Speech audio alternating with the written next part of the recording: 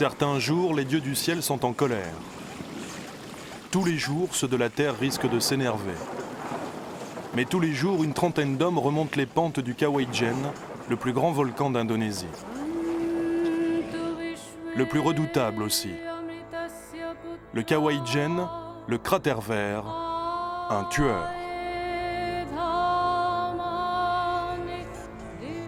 La gueule du dragon crache sans arrêt ses vapeurs de soufre jaune. L'odeur d'œuf pourri brûle les poumons.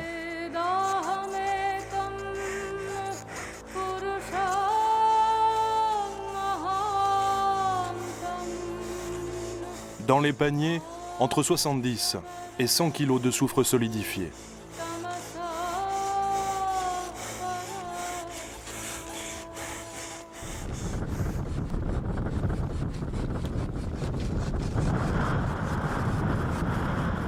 2300 mètres d'altitude, la sortie du cratère. Le crissement du balancier de bambou va rythmer toute la descente vers la vallée.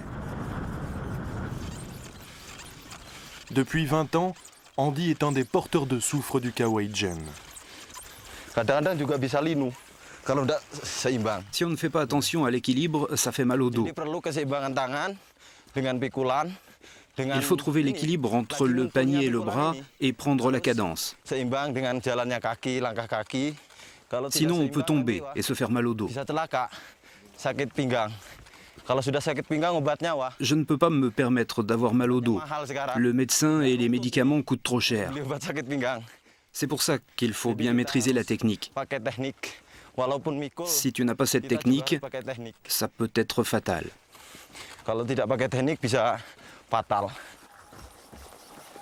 Pour ces hommes de Banyuwangi, à l'est de Java, le soufre du volcan, c'est le travail, toute l'année.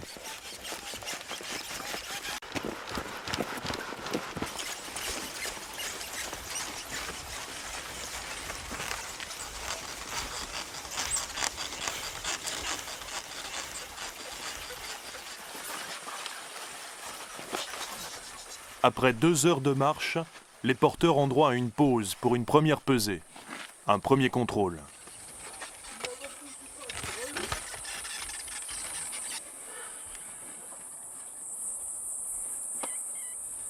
Combien ça pèse? 80 kilos. Aujourd'hui, je suis content parce que je suis en forme. Mes amis aussi. C'est une bonne journée pour nous tous.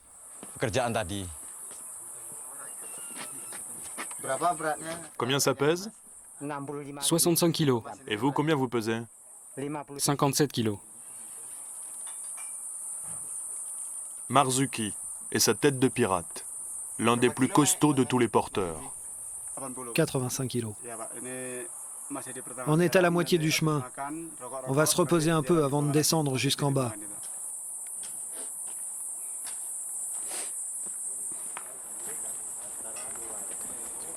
C'est dans cette cabane qu'Andy et ses compagnons vivent la moitié de l'année. 15 jours chaque mois, loin de chez eux.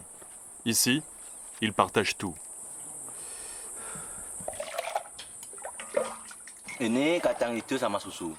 Le doulet, c'est du lait et du soja. C'est bon pour nettoyer les vapeurs de soufre. Ça donne des forces aussi pour continuer à porter le soufre. Avec des glaçons, c'est comme un dessert.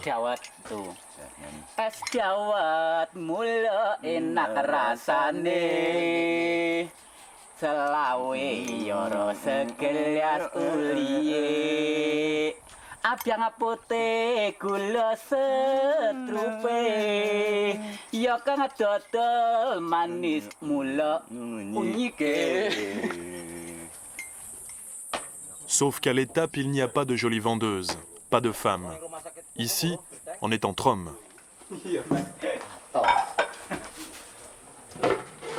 Ils s'accordent 1 heure de pause, le temps de récupérer.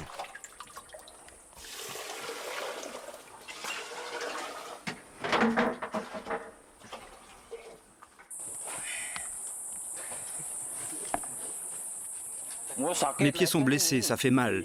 Pourtant, ce tissu-là, c'est ce qui protège le mieux. On peut le garder 1 semaine. Si je mettais des chaussettes du marché, je ne ferais même pas une journée avec. Marzuki, le pirate, est le responsable de la cuisine. Il n'y a pas de femmes ici. C'est nous qui faisons la cuisine. Aujourd'hui, on prépare des légumes, du riz, du café, du poisson salé et du soja. Oui, du poisson salé. Marzuki, c'est le meilleur cuisinier de toute l'équipe. Quand il était jeune, il a appris à faire la cuisine. Avec lui, c'est bon.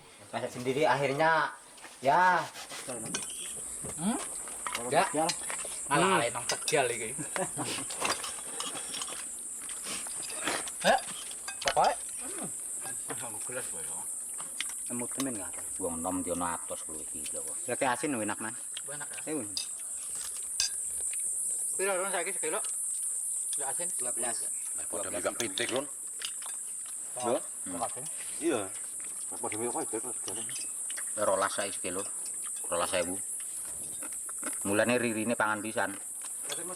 Saya bekerjanya sudah hampir 20 tahun. Je travaille ici depuis 20 ans. Jadi umur 15 saya sudah masuk mulai belajar kerja. J'avais 15 ans quand j'ai commencé. Au début, je ne portais pas. Rekan-rekan yang lain gitu. Saya baru pertama masuk sini. Je réparais le chemin d'ici jusqu'en bas. Bukan jalan ini ya. Mulai dari pondok sini sampai di pos bawah itu. Ensuite, j'ai commencé à porter. Belajarnya pertama ya 40 kilo. D'abord 30 ou 40 kilos. 30 kilo. Enggak. Je n'ai pas porté 75 kilos tout de suite.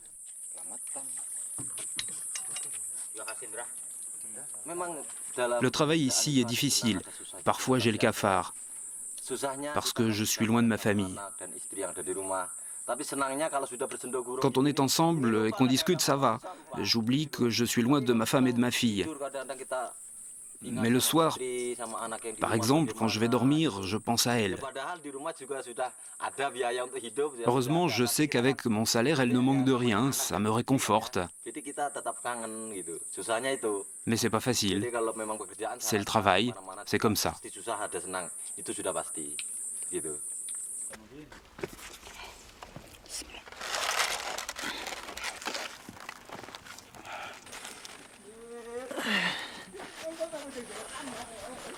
En fait, ils ne doivent pas traîner. À 4 heures, le camion de la fabrique sera en bas. Ils doivent être au rendez-vous.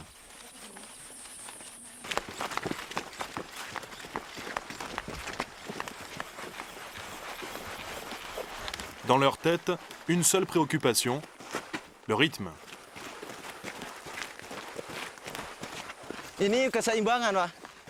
Mon bras sert de balancier pour trouver le bon équilibre. Si tu gardes le bras ballon le long du corps, ça ne marche pas.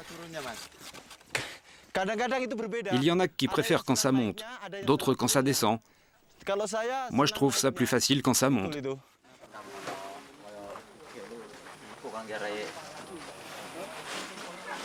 Au pied du volcan, deuxième contrôle.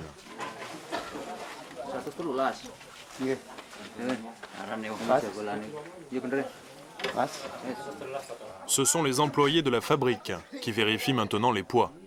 Bien entendu, on est payé au kilo porté.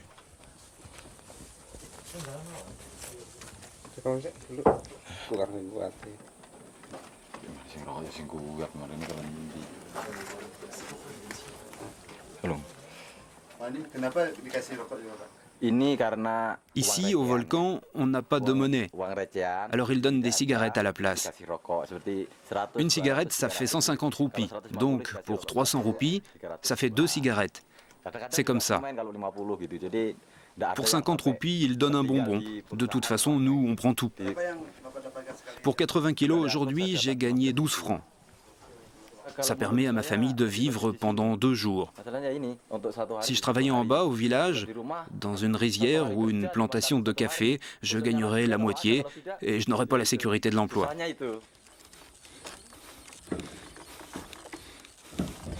Quelques mètres encore jusqu'au camion de la fabrique. En 15 jours, cette équipe sort 8 tonnes de soufre de la gueule du dragon.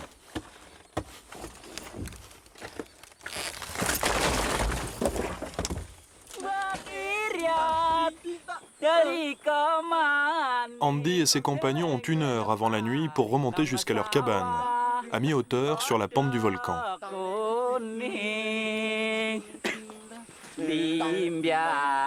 nang kutha keliling alok nang desa ring tepit miring 5 km sans charge. irat montang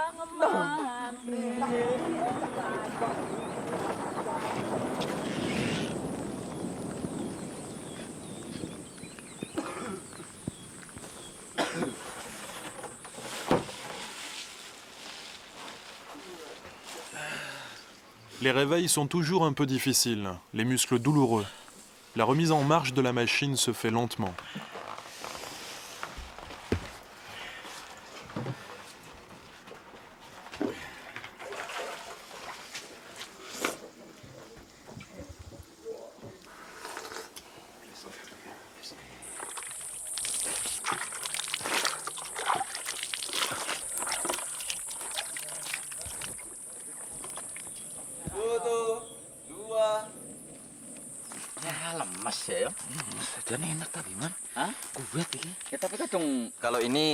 Celui-là, il peut porter 70 kilos, pas plus, parce que le bambou est mince. karena tipis ini. Tipis, bambunya tipis. Terus kalau ini walaupun sama Celui-là, c'est presque pareil, mais plus épais. On peut mettre jusqu'à 85 kilos. ini kekuatannya 85 ini. Paling banyak 85. Terus kalau yang ini kan double. Celui-là, il a un double bambou. Dua, Tu peux porter plus de 100 kilos avec. 100 kilo satu pintar.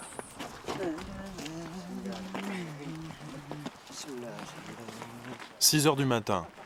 Pour être au rendez-vous de 16 heures avec le camion, ils n'ont plus de temps à perdre. Pas un regard pour le spectacle. Pas un regard pour la gueule du dragon.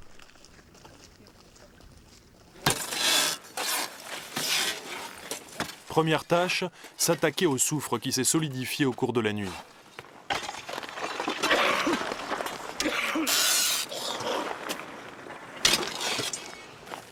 En fait, le soufre est liquide lorsqu'il sort des fissures du cratère.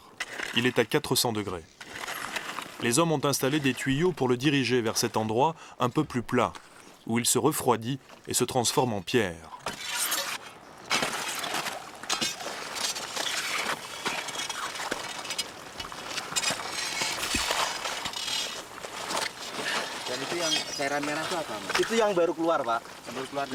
Ça, c'est le soufre liquide. Il sort un peu plus haut, 15 mètres au-dessus. Il descend dans les tuyaux, il est bouillant. À l'air, il refroidit et devient solide.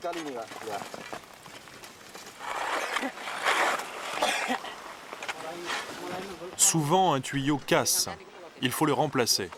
Pas simple, avec le liquide qui n'arrête pas de couler, brûlant.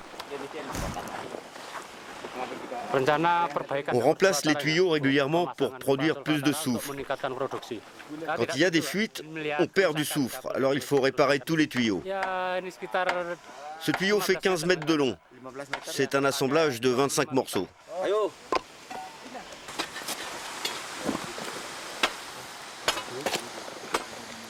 Plus on monte, plus l'air devient irrespirable.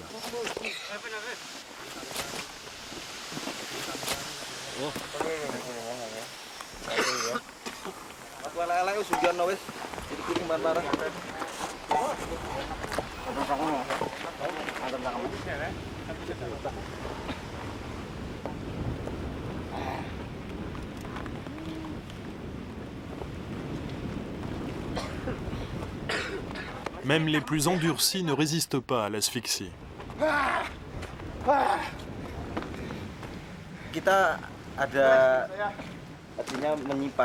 On a la technique pour travailler dans le soufre.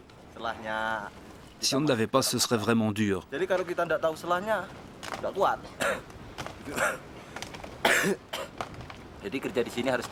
Il faut savoir respirer au bon moment.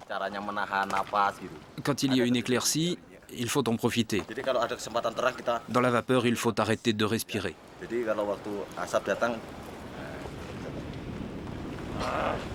On a beau connaître la technique, personne n'est capable de résister au souffle du dragon.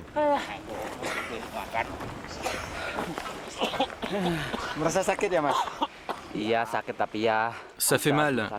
Il y a trop de vapeur. Quand il y en aura moins, ça ira mieux.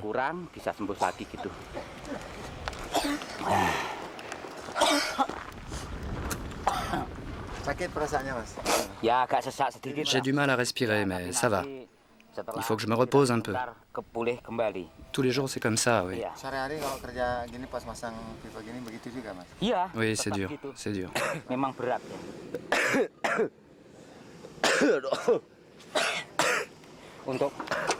Les yeux, ça va, mais c'est les poumons qui brûlent. Les vapeurs de soufre sont entrées dedans. Ça ne rend pas malade, mais ça fait tousser. L'opération tuyau leur aura fait perdre 3 heures. Parfois, le dragon se met en colère. Budiono se souvient d'un matin de juin 1978. D'abord, il a beaucoup plu. Il était 11 heures du matin. Il y avait des éclairs. Ce jour-là, il y avait beaucoup de monde dans le cratère. Une 60aine de porteurs. Il y en avait là-bas, ici, partout. Il y en avait même au bord du lac. De la fumée noire est sortie du cratère. Et tout à coup, un homme s'est évanoui. Quelqu'un est venu l'aider. Il s'est évanoui aussi. 11 hommes sont tombés comme ça. 4 d'entre eux sont morts. 2 étaient des copains très proches. J'étais vraiment triste.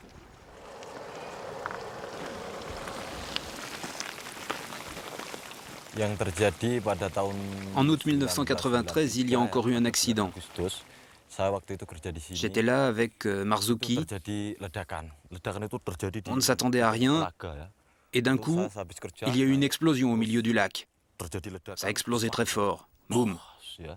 On a eu très peur. On a tous couru pour sortir du cratère. C'était vraiment très impressionnant. On n'a pas dormi de la nuit. On pensait que le volcan allait exploser et nous tuer tous. Le lendemain, on est redescendu quand même. C'était incroyable. Les tuyaux avaient disparu. Il n'y avait plus de soufre non plus. L'eau du lac était montée de 20 mètres. Il y avait de l'eau jusque là-bas. Les tuyaux et le pont avaient disparu. Le gravier aussi, il n'y avait plus rien. Le lac avait tout emporté. Les morceaux de tuyaux de 50 kilos ont tous été balayés par l'eau du lac.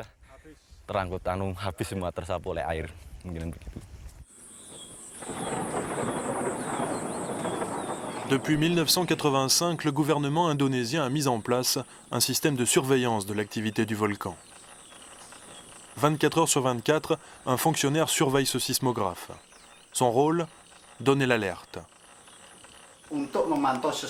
C'est une responsabilité importante de surveiller le sismographe pour la sécurité des gens qui travaillent dans le volcan. Si nous détectons un risque, nous prévenons les porteurs par radio. Si on n'était pas là pour surveiller, il pourrait y avoir des catastrophes. Ça pourrait être fatal. Mais ce fonctionnaire n'a pas vu venir la dernière éruption. Alors les porteurs préfèrent s'en remettre à des forces dont la compétence est plus mystérieuse.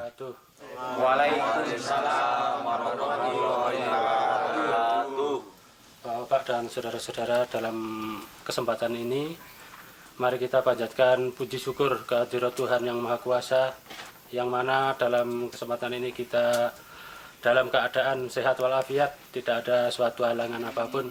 Amin. Yang kedua, mudah-mudahan produksi belerang yang di Kawaijen diberikan besar, mudah-mudahan meningkat produksinya. Allahu Akbar, Allahu Akbar, Allahu Akbar. La ilaha illallah, Allahu Akbar. Ici, on est musulman, mais l'aide du prophète n'est pas suffisante. Je crois aussi aux esprits qui habitent le cratère, aux fantômes du volcan. Je suis sûr qu'ils existent.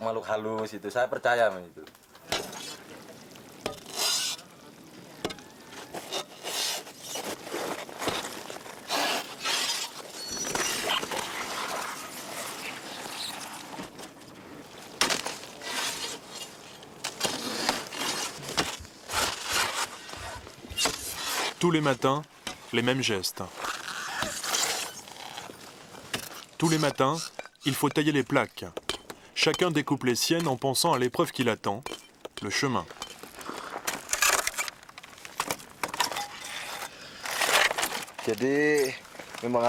Le plus important, c'est de bien équilibrer les deux paniers, à gauche et à droite. Sinon, on peut se faire déséquilibrer dans la montée.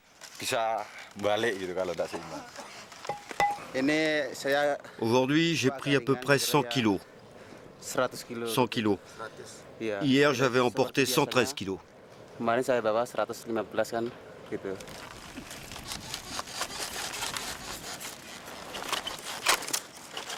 Rambo confirme sa réputation. C'est lui le plus costaud.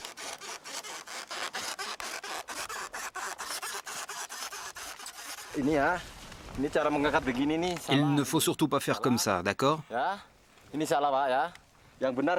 Il faut passer dessous, avec les deux épaules. Après, on peut lever et se mettre en route.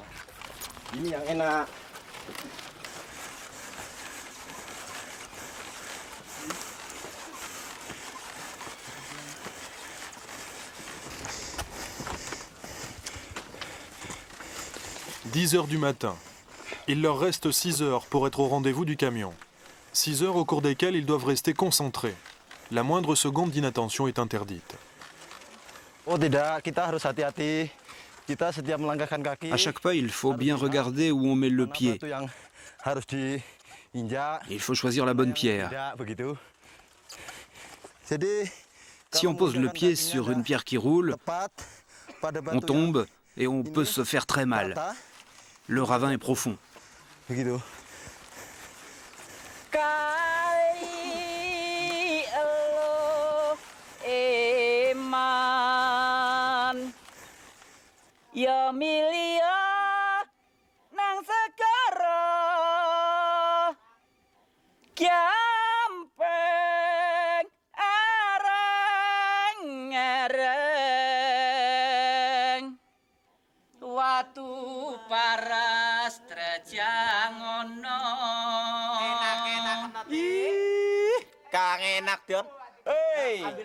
Satu kali lagi.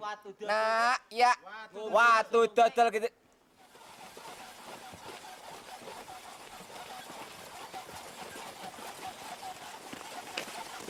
Pendant ces 6 heures, 3 pauses.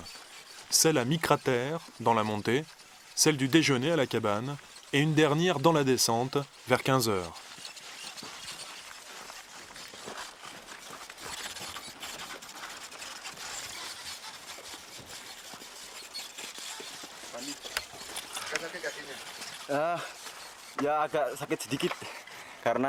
J'ai pas mal aux jambes, ça va.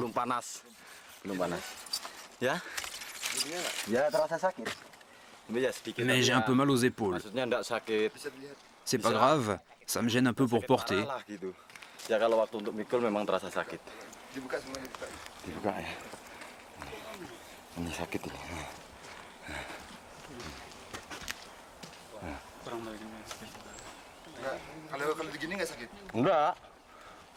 Non, ça me fait pas trop mal. C'est quand je change mon panier d'épaule. J'ai une mauvaise technique.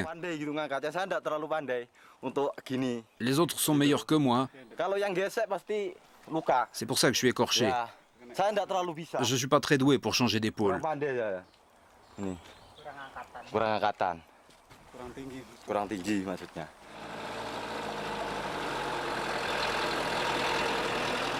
Leurs 15 jours de travail sont finis. Les porteurs vont être remplacés par une autre équipe. Ils rentrent au village pour 15 jours de repos.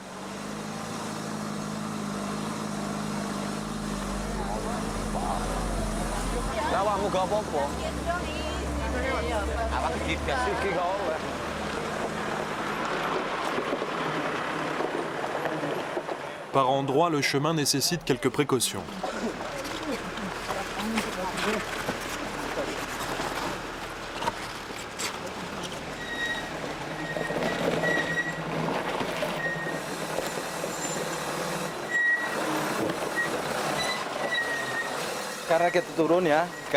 La route descend trop fort.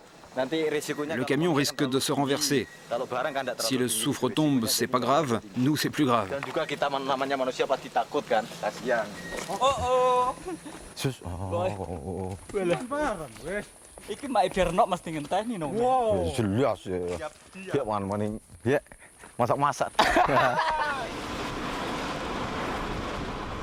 Dans la vallée, les rizières autour du premier village, celui où se trouve la fabrique, le terminus du camion.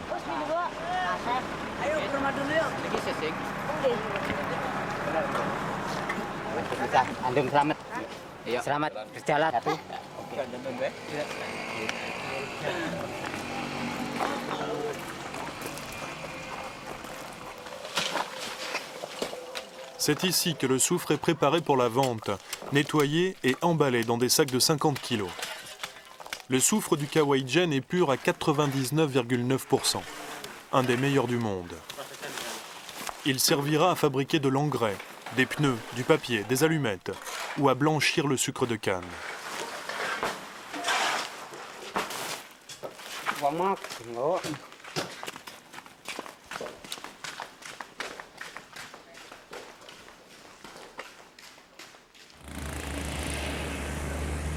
30 km plus loin, 3 heures de bus, Andy arrive chez lui à Munchar, une ville résidentielle. Sa maison est la plus belle du quartier. Elle représente tout pour lui, c'est sa fierté. Il est le seul porteur du Kawaïdjen à vivre dans du dur.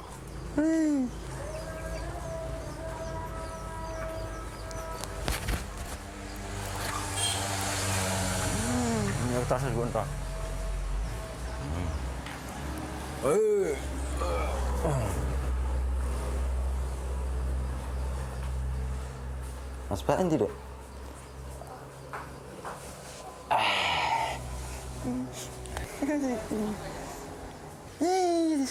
Kata kayak duit nggak tak bayar lagi ya, udah nakal. Dengan gung. Perasaan saya senang sekali tidak dapat dibayangkan. Je suis vraiment très content. Je ne peux pas dire à quel point je suis heureux de retrouver ma fille et ma femme. J'ai vraiment peur quand il est sur le volcan. Notre fille est encore petite, il faut payer l'école. Et je prie tous les jours pour qu'il n'arrive rien à mon mari.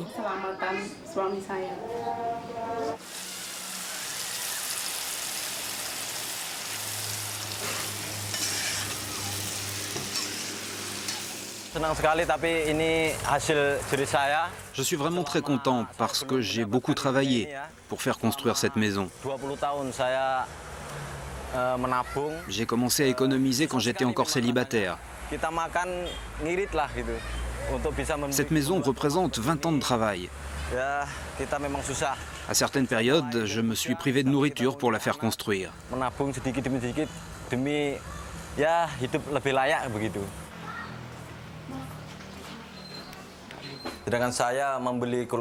Pour acheter ce frigo, j'ai économisé pendant 7 mois. Je n'en avais pas besoin, mais c'est Yoki, ma fille, qui me l'a demandé.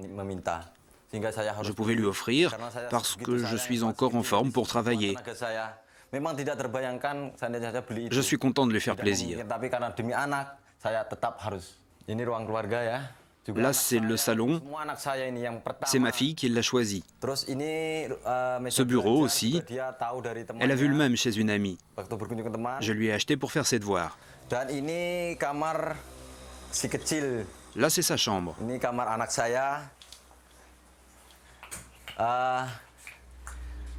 Je lui ai acheté 3 uniformes.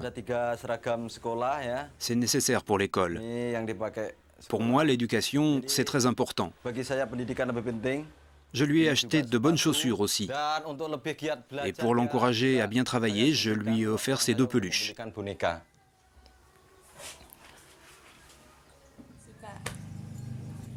Ya, suka sekali. Kita sudah lapar ini. Yoki, tak mau ikan ini. Yoki sekolah? Hah? Ini sekolah biar pinter. Ya, Bapak kerja untuk menyarikan kamu sama Ibu. J'aime bien la cuisine de ma femme. C'est meilleur que sur le volcan. Quand je suis là-bas, je perds 5 kilos. Ici, je pèse 70 kilos. Là-haut, au bout de 2 jours, je fais 65 kilos. À chaque fois, je perds 5 kilos.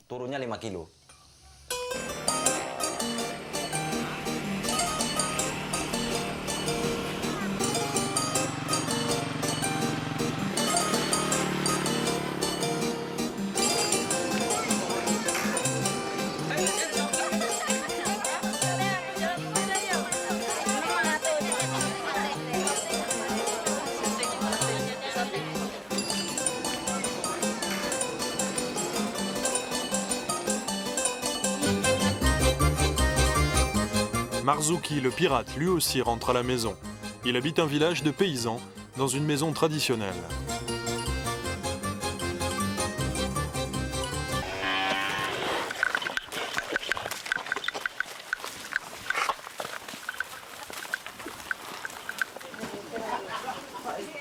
Les murs sont en bambou, le sol en terre battue.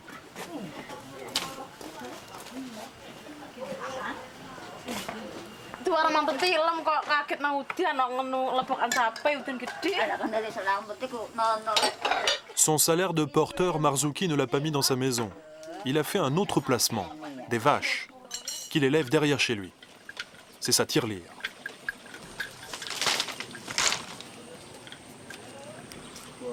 Regardez, elle a grandi. Elle a fait ses cornes. Ces vaches représentent 5 ans de travail. Je les ai achetées 400 000 roupies. Aujourd'hui, elles valent 2 millions de roupies chacune. Je ne suis pas très riche, mais pour moi, c'est une épargne. S'il m'arrive un accident sur le volcan, je pourrais vendre une vache.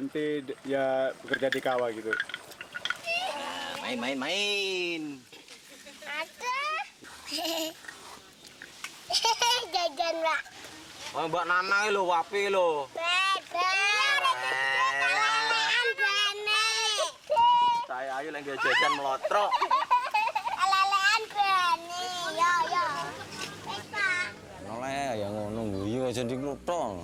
Bagi diri saya, la fabrique m'a proposé de devenir superviseur. J'ai refusé 2 fois déjà. Je gagne plus d'argent en portant le soufre. Comme ça, je peux continuer à gâter ma fille. Le plus important pour moi, c'est elle. Je veux lui offrir des études pour qu'elle ait un métier mieux que le mien. Je veux qu'elle aille à l'école primaire, au collège et à l'université. Ma fille, c'est toute ma vie.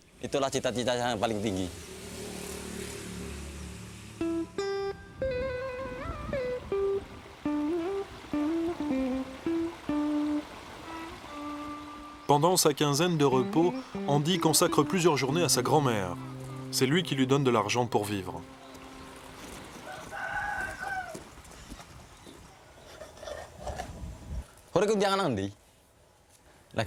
Elle mange de la noix de Bethel. C'est un petit excitant. Les hommes fument, les femmes mangent de la noix de Bethel.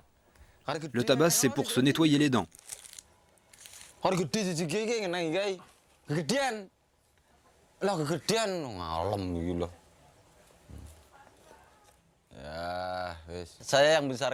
Ma mère et mon père m'ont élevé ici, dans cette maison. Ma mère est morte quand j'étais petit. Mon père s'est remarié et il est parti vivre ailleurs. Je suis resté avec ma grand-mère. C'est elle qui a fini de m'élever.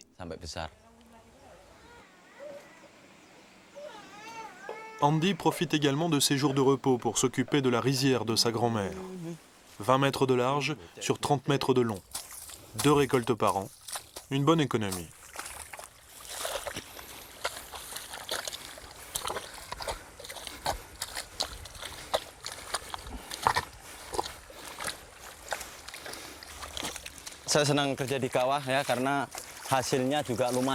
J'aime bien travailler au cratère parce que je gagne bien ma vie. Ici, je produis du riz pour toute ma famille. Ça m'évite d'en acheter. Je n'achète jamais de riz. Si je devais en acheter, je mettrais moins d'argent de côté. C'est pour ça que je travaille ici.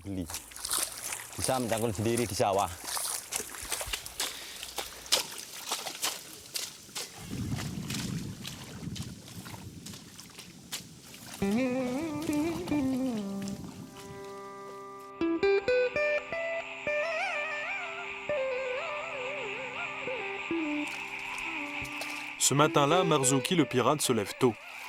La journée est particulière. Plusieurs fois par an, il est l'un des maîtres de cérémonie de Kuda Lumping.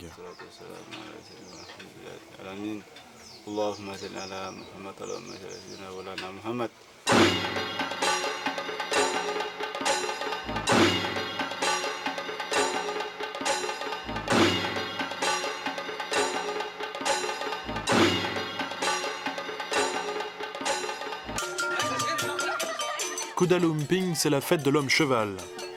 Tout le village est rassemblé dans la cour de la fabrique.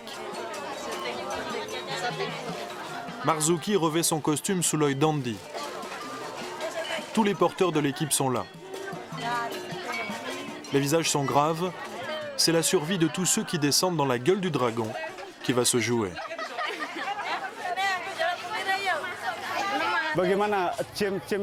On attire les mauvais génies qui sont dans le cratère. On les fait venir ici. Ils rentrent dans l'esprit des hommes maquillés.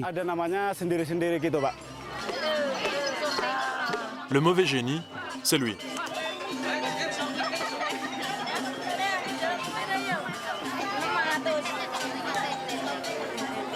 Il est en transe. Pour apaiser sa colère, les villageois lui donnent à manger du riz et d'autres mets, moins courants.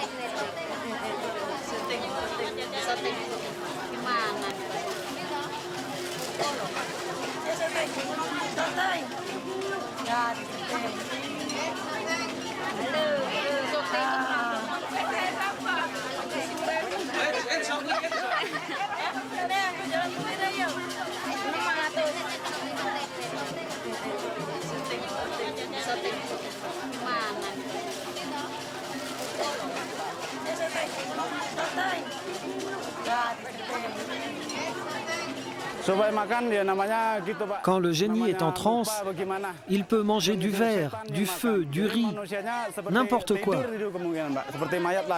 Quelquefois, il mange des poulets vivants. Quand il est en transe comme ça, il faut éloigner les poulets. Moi, je suis chargé de le surveiller, sinon il pourrait s'échapper. Et même aller dans les rizières pour manger le riz sur pied.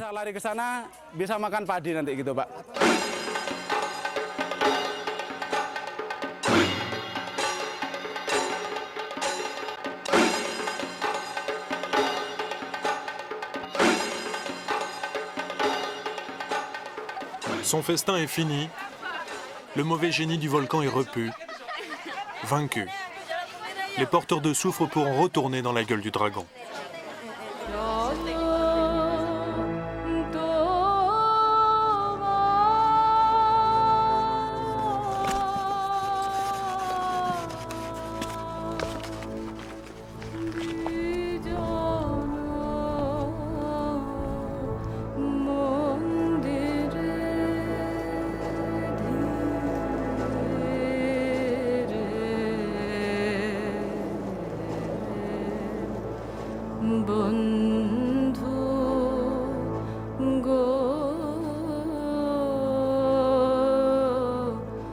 Depuis 1993, Kuda Lumping, la fête de l'homme cheval, a réussi à calmer le Kawaii-jen. Il n'y a pas eu d'explosion.